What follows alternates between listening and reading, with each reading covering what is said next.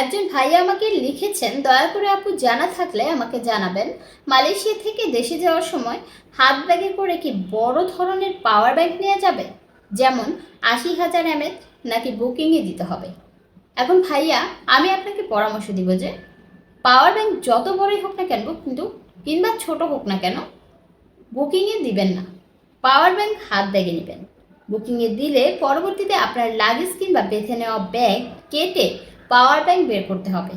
তাই power bank হাত ব্যাগে নেবেন। আর বুকিংয়ে দিলে পাওয়ার ব্যাংক গরম হয়ে বড় ধরনের দুর্ঘটনার শিকার হতে পারে। তবে সর্বোচ্চ ৩০,০০০ mAh আনতে পারবেন। এর চেয়ে বেশি অ্যাম্পিয়ার হলে লাস্ট স্ক্যান করার সময় রেখে দিবে। আশা করি আপনি বুঝতে পেরেছেন, এবং অনেকেই এই বিষয়ে সঠিকভাবে জানে না। তাই সবার মাঝে এই ভিডিওটি বেশি বেশি করে শেয়ারের মাধ্যমে ছড়িয়ে দিন, সবাইকে জানার সুযোগ করে দিন। ধন্যবাদ।